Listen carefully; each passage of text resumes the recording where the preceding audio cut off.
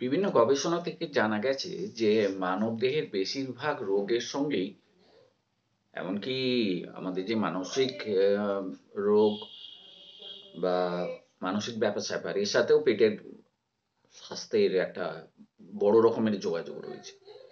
বর্তমানে পেটের স্বাস্থ্য ভালো রাখার ব্যাপারে মানুষের আগ্রহ অত্যন্ত বেড়ে গেছে। তো একটা মার্কেট রিসার্চ সার্ভেতে দেখা গেছে যে বিশ্বব্যাপী প্রোবায়োটিকের বাজার প্রচুর পরিমাণে বেড়ে গেছে এবং আগামী দিনেও এই হার নাকি অনেক বৃদ্ধি পাবে। কিন্তু পেটের স্বাস্থ্য ভালো রাখা কেন প্রয়োজন এবং আপনি আপনার পেটের স্বাস্থ্য কিভাবে ভালো রাখতে পারবেন এই নিয়ে আজকে আলোচনা করব আমাদের বর্তমান ভিডিওতে এবং স্বাস্থ্যের অধিকার চ্যানেলে আপনাদের সবাইকে সুস্বাগত। মানবদেহে যেটা সবথেকে গুরুত্বপূর্ণ অংশ অথচ আমরা তার খেয়াল রাখি না সেটা হলো অন্ত্র। মানে পাকস্থলী থেকে আপনার অ্যানাস পর্যন্ত যে নালীটা আছে তার সেটাই হলো অন্ত্র এবং এর গঠন অত্যন্ত জটিল। এই অন্ত্রের যে সুস্থতা সেটা শনাক্ত করা অন্যান্য অঙ্গের যে সমস্ত সুস্থতা তার থেকে কিন্তু অনেক শক্ত। আর মাইক্রোবস বা জীবাণুতে পূর্ণ হলো এই অন্ত্র। এতটাই বেশি এদের সংখ্যা যে সব মাইক্রোবসকে যদি একত্রিত করা হয় তবে তাদের ওজন প্রায় 2 কিলোর কাছাকাছি হয়ে যাবে। কি থাকে? পিত্ত, শ্লেষ্মা, বিভিন্ন ধরনের ব্যাকটেরিয়া, যে খাবারটা হজম হয়নি সেটা, শোষিত খাবার, বিপাকীয় খাবার, এছাড়াও নানা ধরনের উপাদান আছে। একটা সুস্থ অন্ত্রে বিভিন্ন ভ্যারাইটির মাইক্রোবস বা জীবাণু রয়েছে। বিশেষজ্ঞদের মতে অন্ত্র শরীরের প্রতিটা অঙ্গকে নিয়ন্ত্রণ করতে পারে বা প্রভাবিত করতে পারে। আর মস্তিষ্ক এবং অন্ত্রের মধ্যে একটা শক্তিশালী যোগাযোগ ব্যবস্থা রয়েছে যেটাকে বলা হয় গাট ব্রেন অ্যাক্সিস।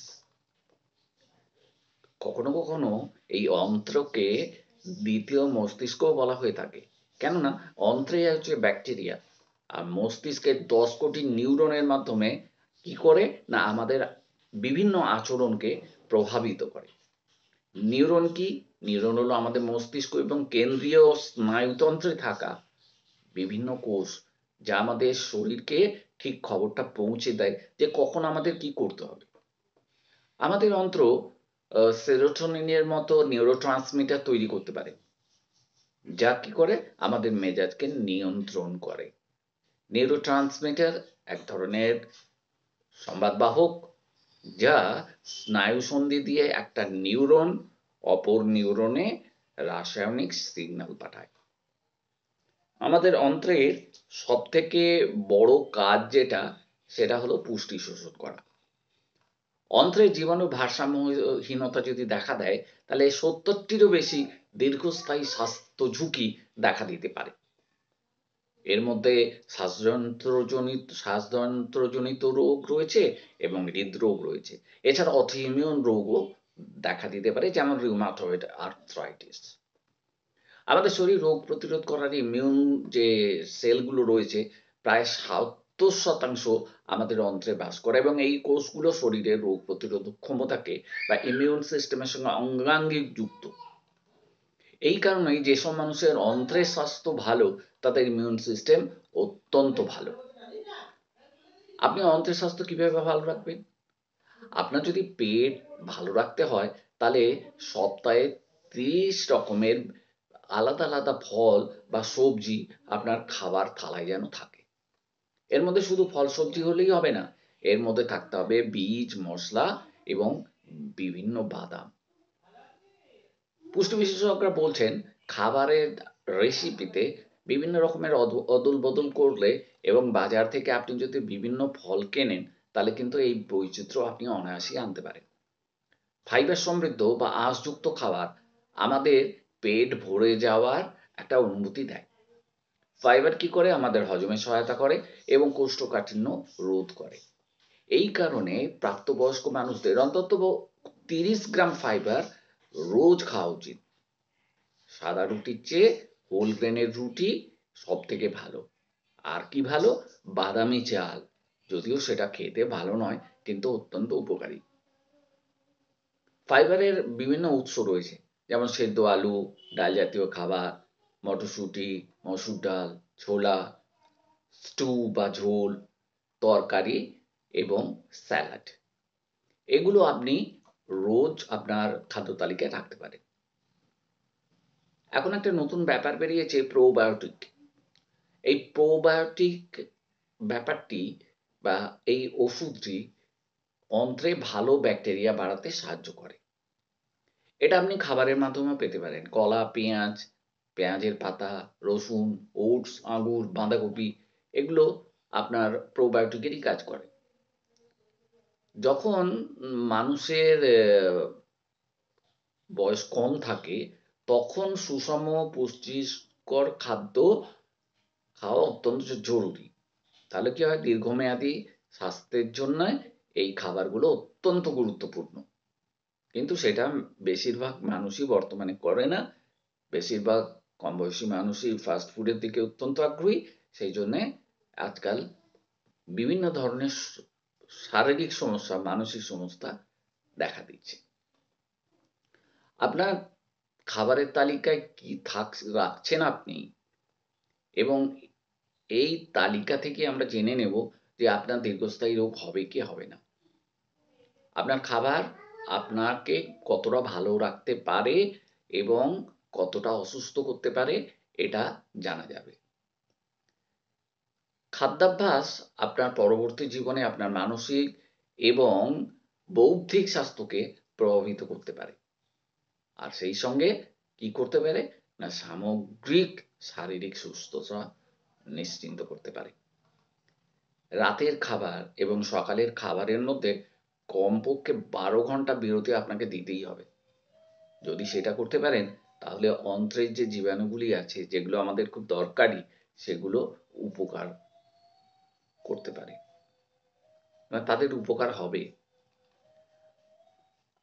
বিশেষত প্রসেসড ফুড, অ্যালকোহল আর হচ্ছে তামাক আপনার অন্ত্রের জন্য একদম ভালো নয়।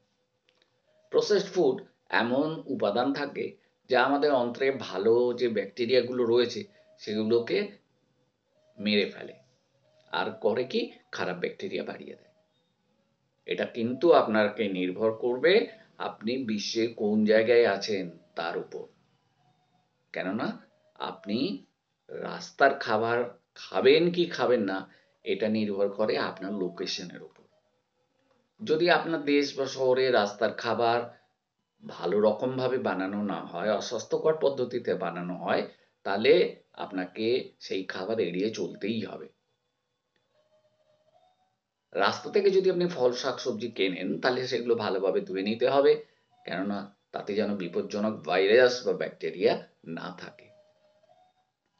এই যে ব্যাকটেরিয়া, এই ব্যাকটেরিয়া আপনার অন্ত্রের ক্ষতি করবে, তার থেকে আপনার শারীরিক নানা রকমের ক্ষতি হবে। স্ট্রেস কিন্তু আপনাদের অন্ত্রকে ব্যাপকভাবে প্রভাবিত করে। এই স্ট্রেস থেকে কি হয়, অ্যাসিড রিফ্লাক্স হয়, গলা জ্বালা করে, পেটে গ্যাস হয় এবং পেটেও জ্বালা পোড়া করতে পারে। যারা অনেক বেশি মানসিক চাপের মধ্যে থাকেন, তাদের অন্ত্রে ভালো ব্যাকটেরিয়া খুব কম থাকে। সেই জন্যে ডাক্তারবাবুরা বর্তমানে প্রোবায়োটিক যোগ করে দিচ্ছেন। প্রোবায়োটিক যদি নির্দিষ্ট কারণে ব্যবহার করা যায়, তাহলে কাজ করতে পারে। তো নির্দিষ্ট পরিমাণে, নির্দিষ্ট সময় ধরে, নির্দিষ্ট পরিস্থিতিতে আপনাকে এই প্রোবায়োটিক খেতে হবে, এবং খেতে হবে অবশ্যই ডাক্তারবাবুর পরামর্শ মতো। আপনি যে প্রোবায়োটিকটা দেখছেন, সেটা যে আপনার অন্ত্রের স্বাস্থ্য ভালো রাখবে এমন কোনো তথ্য বা প্রমাণ নেই। জোর করে বলাও যায় না যে এটা কাজ করবে। বরং যেগুলো বিক্রি করা হবে সেগুলো প্রতিদিন গ্রহণ করারও দরকার নেই, যদি না ডাক্তারবাবু ভাবেন। তো আপনি মানে পুষ্টিকর খাবার খান, আপনার পাতে থাকুক রোজ ফল মূল এবং বিভিন্ন প্রসেসড ফুড ছাড়া খাবার। তাহলে আপনার অন্ত্র ভালো থাকবে, আপনার মানসিক স্বাস্থ্যও ভালো থাকবে। আর এইভাবে আপনি আপনার অর্থ বাঁচাতে পারবেন এবং আপনার অন্ত্রে যদি কোনো সমস্যা থাকে সেটাও দূর করতে পারবেন। প্রোবায়োটিক খাওয়া ভালো বলে মোটো প্রোবায়োটিক খাবার কোনো প্রয়োজন নেই। সুস্থ এবং স্বাস্থ্যকর খাবার আপনি খান, যেটা খেলে আপনার অন্ত্র এবং আপনার হজমের সমস্যা দেখা দেবে না, অন্ত্র ভালো থাকবে। তো আজকে আমরা পেটের কথা বললাম, পেটের গল্প বললাম, কি করে আমাদের পেট ভালো থাকলে মন ভালো থাকবে, মাথা ভালো থাকবে, সমস্ত চিন্তা ভাবনা দূর হবে, আর কি আপনাকে স্ট্রেস ফ্রি থাকতে হবে। তাহলে পেটের রোগের সঙ্গে মনের একটা ব্যাপার রয়েছে, মাথার ব্যাপার রয়েছে। পেট ভালো থাকলে মাথা ভালো থাকবে, এই ব্যাপারটা মাথায় রাখতে হবে। অতএব পেটকে ভালো রাখতে হবে। তো বন্ধুরা, আজকের মতো আমার গল্প এখানেই শেষ। পেটের গল্প, মানে পেট ভালো থাকলে মাথা ভালো থাকবে, এই কথাটা আমরা জেনে নিলাম। সুতরাং আমরা এবার চেষ্টা করব যাতে করে পেটকে ভালো রাখা যায়। তার জন্য যে যে পদ্ধতি বললাম সেগুলো অনুসরণ করতে হবে। সবাই আজ থেকেই শুরু করুন। ভালো থাকুন সবাই, পেট ভালো রাখুন, তাহলেই মাথা ভালো থাকবে। মাথা ঠান্ডা থাকলে আপনি নিজে খুব সুন্দরভাবে সব কাজ করতে পারবেন, সাজিয়ে গুছিয়ে, এবং আপনার চারপাশের যে পরিবেশ সেটাও খুব সুন্দর থাকবে। আপনার আত্মীয় স্বজন বন্ধু বান্ধব সবাই ভালো থাকবে। আমি ঈশ্বরের কাছে প্রার্থনা করি আপনারা সবাই যেন ভালো থাকেন, মঙ্গলময় আপনাদের সবাইকে ভালো রাখুন, অন্তর সুস্থ রাখুন। আজকের মতো বিদায় নিলাম। শুভরাত্রি।